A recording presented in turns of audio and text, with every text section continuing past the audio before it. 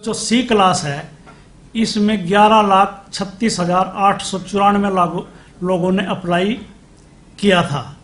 तो जो आज हमारे पास डाटा आया है, कुछ उसमें डबल फार्म मिले, कुछ के अनकम्प्लीट फार्म मिले और कुछ ने फीस जानबूझ के नहीं की। तो आज की डेट में ये जो आंकड़ा है एग्जैक्ट ये है 10,78,864। तो इतने लोग परीक्षा देने के लिए आएंगे और ये परीक्षा जो है वो 558 स्थानों पर होगी। अब आप ये क्वेश्चन कर सकते हैं कि पहले तो आप कह रहे थे कि 1200 केंद्र होंगे, तो 658 स्थान हैं। 658 बिल्डिंग्स हैं, मतलब इंस्टीट्यूट हैं, ये संस्थाएं हैं। उस एक सेंटर में 4 सेंटर भी हो सकते हैं और उसमें एक भी हो सकता है। तो अगर सेंटर्स की बात करें तो ये लगभग 1200 हैं, अगर स्थानों की बात करें तो ये 658 हैं। और जैसा विक साहब ने बताया कि ये 17 जिलों में प्लस चंडीगढ़ में परीक्षा जो है होने जा रही है। सारी बातें आप लोगों के माध्यम से हमारे को पता लगती हैं। लंबा साहब ने हमारे को ट्वीट करके बताया कि एक ही बच्चे के 3 एडमिट कार्ड आ गए या 2 एडमिट कार्ड आ गए।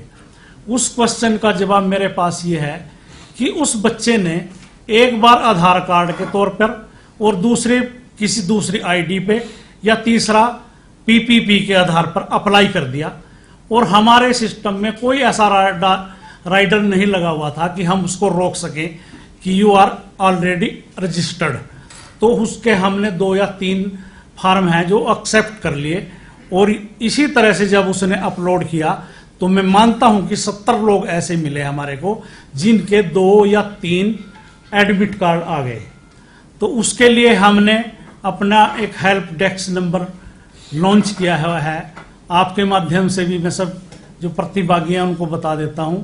उसका नंबर है 180057289997।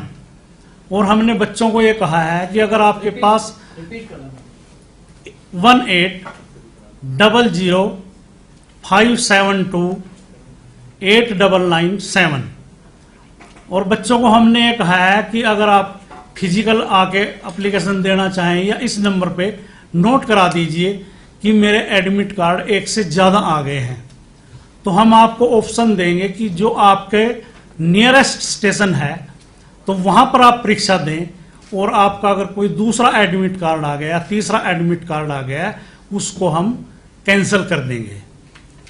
तो ये भी नहीं होगा कि उसको 1 से ज़्यादा एडमिट कार्ड मिले, पर इसकी हम पूरी तरह से गहनता से हम जांच करेंगे।